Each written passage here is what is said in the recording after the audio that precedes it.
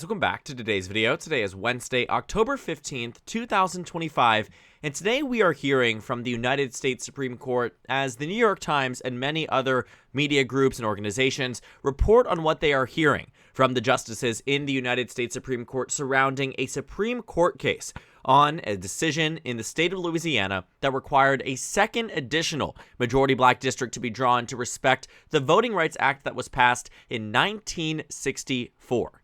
Now, the Supreme Court has made decisions in the past that have been very clear when it comes down to congressional redistricting that they do not comment on gerrymandering in a partisan way on either side of the aisle, whether it's a Democratic gerrymander or a Republican gerrymander. This Supreme Court does not take it up. But as it comes down to the case of race and its factor as it impacts states like Alabama and Louisiana and Georgia and South Carolina, the Supreme Court historically had sided with black voters in these states to say that at least when it comes down to the South, because the only case we've seen this raised is in consideration for black voters in the Deep South, is that the Supreme Court has typically said that these districts must maintain themselves, and they must ultimately be ones that allow for black representation in Washington, D.C., and by nature of that, Democrats typically win these districts. Now, the Supreme Court seems today poised to upend that key provision of the Voting Rights Act, Section 2, that mandates that there are majority-minority districts that allow for the election and representation of those in the districts who accurately represent minority interests across this country. And typically speaking, you find these districts to oftentimes be Democratic districts. We see them in areas and in states that otherwise would have no reason to have Democratic districts. In states like South Carolina, Jim Clyburn has a district, yes, gerrymandered out the wazoo, but drawn in a way that ensures Democrats win this district. There's a very easy way to draw the map here to give Republicans every single seat, but because of Section 2 of the Voting Rights Act, Republicans have been unable to. In states like Alabama, prior to the redraw of the map here, Republicans had 6 seats, but the courts decided that Alabama must have an additional Democratic district here. Alabama second went to the Democrats by 9 percentage points. This was a court-mandated redraw. In Mississippi, Democrats also have a safe district because it is the state with the highest percentage of black residents of any state across the country. Mississippi's 2nd district aims to represent them.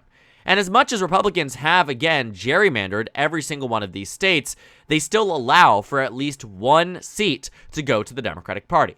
But if the Supreme Court does, in fact, upend the key provision here, Republicans will get rid of every single one. We've already seen it. Republicans in states like South Carolina recently put forth a provision, even without the Supreme Court making a decision, to override South Carolina's 6th district and draw it in a way that is safe for the GOP. Seeing the way in which they are navigating this space, it's a lot like how they dealt with abortion law. After Roe v. Wade, Republicans had passed these trigger laws into effect that in the event the United States Supreme Court overturned Roe v. Wade, abortion would immediately become illegal in many of these states. And in South Carolina, you're starting to see something similar. And every single other state here has Republicans in a trifecta controlling the state legislature, the governorship, the Supreme Court, that allows them to, if they want to, redraw the map whenever they want to, as the Supreme Court would allow them to do so should they strike down this provision. And the impact of it is insane. Thinking about what this would do in terms of what it would actually translate right now in the South, Tennessee, North Carolina, South Carolina, Georgia, Alabama, Mississippi, Louisiana, and Florida, Democrats currently hold 24 seats. 24 seats. In the event that the VRA and Section 2 is gutted, Republicans could get rid of half of those seats. You would take Democrats from 24 seats all the way down to 12, including the maps that we are seeing redrawn in states like Texas, Missouri, and Indiana, and Ohio. And now potentially, but this is lumped in with those southern states in North Carolina, potentially in Kansas, and maybe even Florida. The Supreme Court's decision here would completely remove the Democratic Party's opportunity at winning back House control in 2026. And it's far beyond that. If the Voting Rights Act is gutted, by the time you reach the next census, it isn't just going to be these states that draw out these 12 Democratic districts. They will draw out every single one.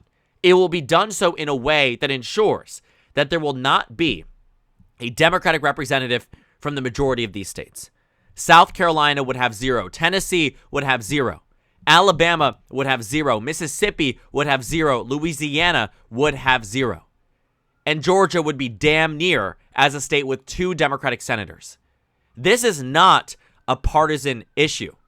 If you are someone who adamantly believes that fair representation should exist in the United States of America, because this is, in fact, the greatest nation on earth, and I stand by that, and I think many people do too, but when you see things like this, there is a fair calling into question of the ideals of this Supreme Court as they make these cases, as they make these, decisions that if they are gutting it, it is far more than just what happens in 2026, which is the immediate impact, but it will be felt for generations to come.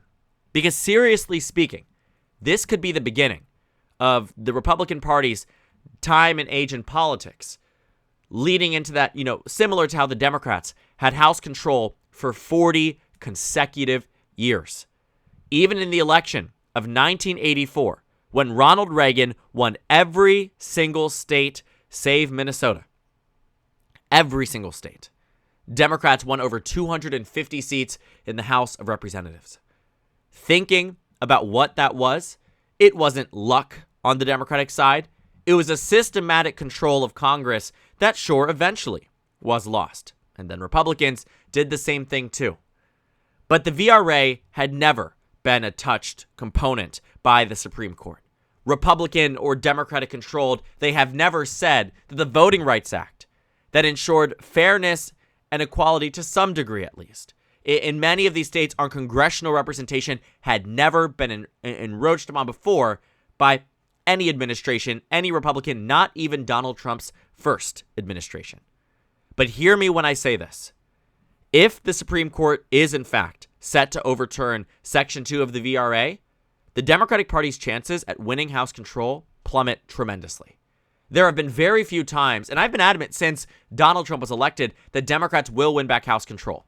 When Biden was elected in 2020, I said the very next day, on November 8th, there's a video up where we talk about 2022.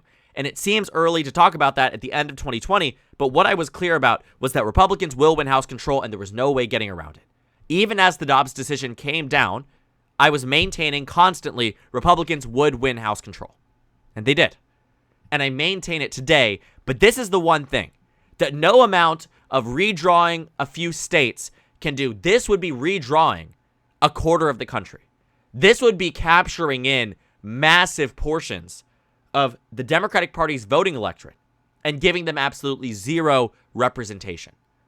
When you think about just the gravity of it, it will set the stage for Republican dominance in the House of Representatives for decades to come. I mean that when I say it, decades to come. And I know it doesn't seem like everything in politics is as existential as it is, but this 1000% is. And I don't like to say that lightly. There have been very few moments, the Dobbs decision being one of them, where the effects will be felt for generations to come. And if the New York Times is correct in their analysis, if it does in fact seem like the upending of the key provision will take into effect, all of these states will redraw their maps. And what it will essentially do is, even if you are swinging this map, let's say you take the 2024 election results and you give Democrats, a 6-point victory on the national stage, an 8.6% swing relative to the last election. Democrats are at 236 seats. But that's with the current map. But based on the math we're working with, let's say, to be fair to the Democratic Party, we expect Proposition 50 to pass in California. California and Texas negate each other. We're not deducting from either side. But on the Republican side, as California stands to be the only Democratic state set to change their maps to make it safe for the Democratic Party, with Missouri, likely will survive their court case there, but maybe not. There's some hesitation as to whether or not that will happen, but I would say it's more likely than not going to happen. But there, of course, are things to think about there.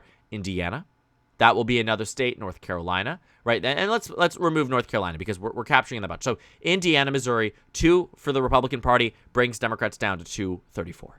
Right, Ohio set to give Republicans 2 or 3 seats. Let's say on the better end for Democrats, they get an additional 2 from 234 down to 232. 232. Okay, across the board. Then we look at Kansas. Maybe we'll redraw their map. I don't think the Kansas Supreme Court will let it go through. Let's say it happens, but then it doesn't work. Okay, you're there. All right. Now we're at 232. 232 seats with a 6-point victory nationwide. But here's what happens.